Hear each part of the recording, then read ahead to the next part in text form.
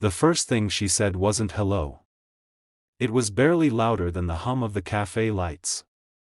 "No one wants to date me," she whispered, staring into her untouched cup like it held the verdict of her life. I could have walked away then. Most people would have. Subscribe to the channel. But something in the way her voice cracked made me stay, made me listen, made me feel like if I left, I'd be proving her right before she even finished her story. She sat across from me with her shoulders pulled in, as if she were trying to disappear. We had met through a mutual friend who thought we'd understand each other.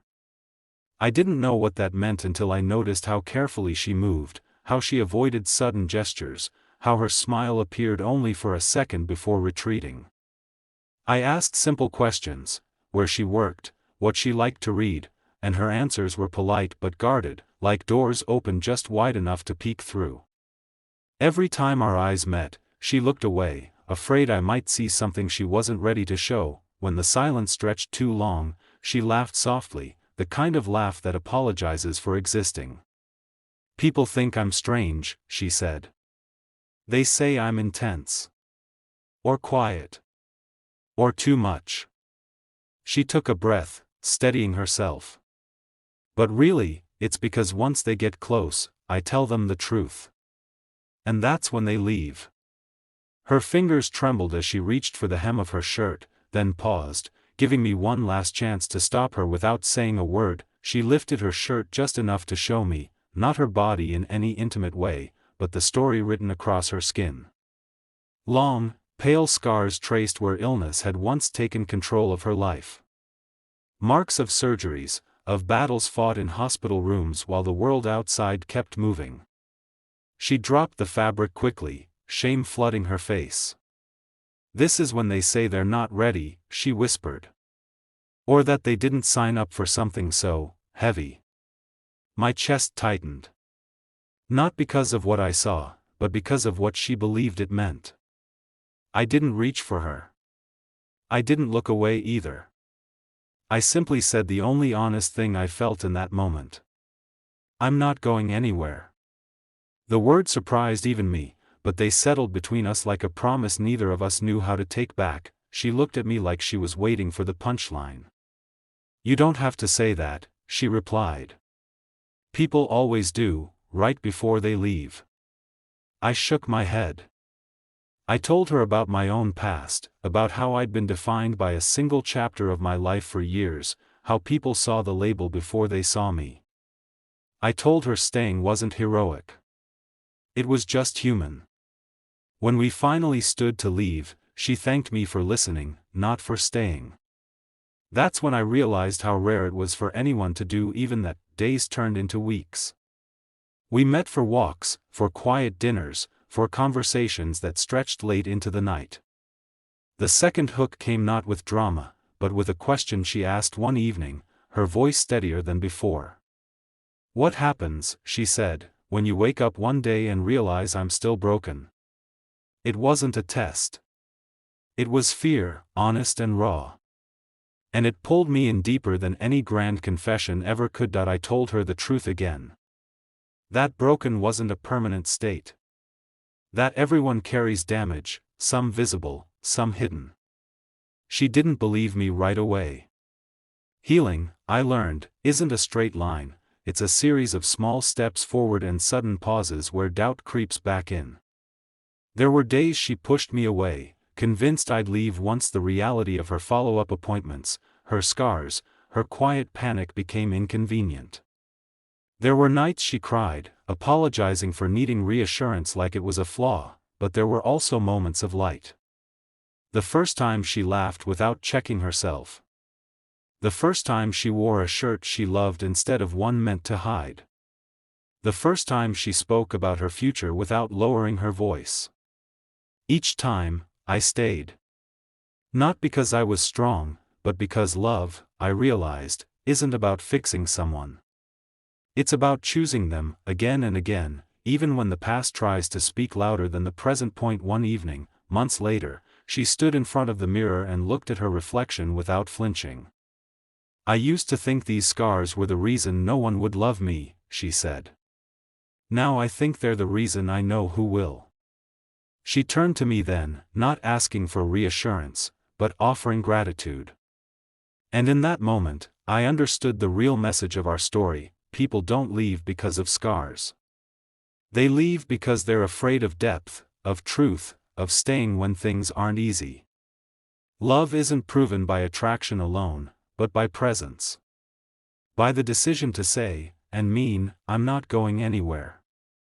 And sometimes, that choice doesn't just change someone else's life, it changes yours too. The night she finally believed me didn't start with romance. It started with a phone call at 2:17 a.m., her voice shaking so badly I could barely understand the words. "I'm sorry to wake you," she said, already apologizing for needing someone. I can't breathe past the thoughts tonight." That was the moment I realized this wasn't about grand promises or dramatic scenes. This was about who shows up when it's dark, quiet, and inconvenient. That I drove to her place without thinking twice. When she opened the door, she looked smaller than I remembered, wrapped in an oversized sweater, eyes swollen from crying. She tried to smile, tried to say she was okay now, but her body betrayed her. She stepped back, letting me in, then sat on the edge of the couch like she wasn't sure she was allowed to take up space.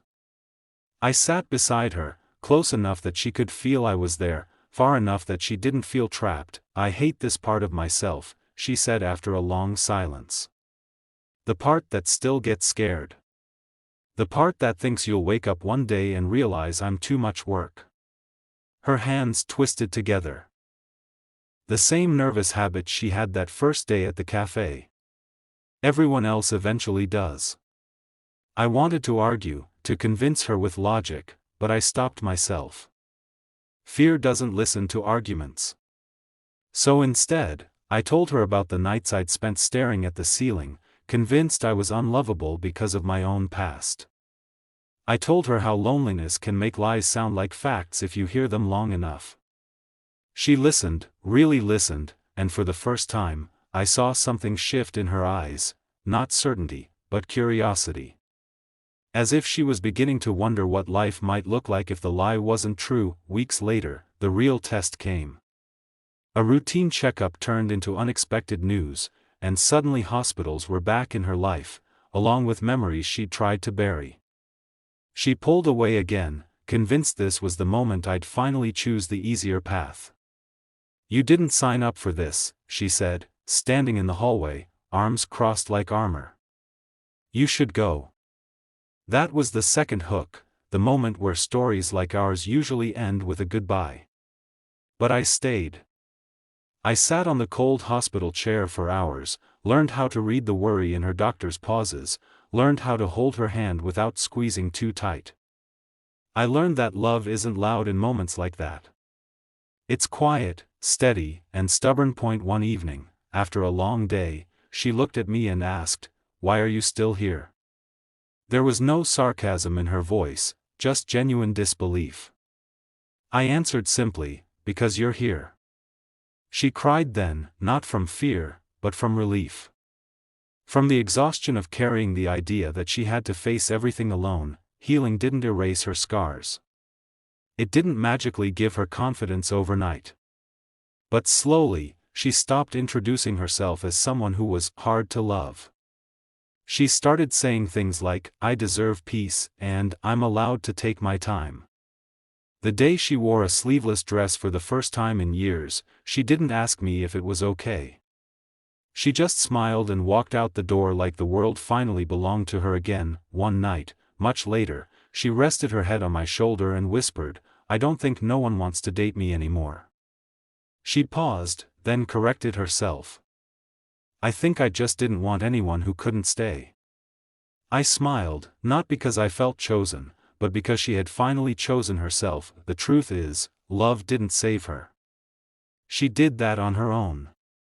Love just reminded her she wasn't broken, wasn't too much, wasn't a burden. It reminded her that scars don't make someone unworthy, they make them real. And the strongest relationships aren't built on perfection, but on presence. If you're listening to this and you've ever believed that your past disqualifies you from being loved, remember this: the right person doesn't ask you to hide your scars.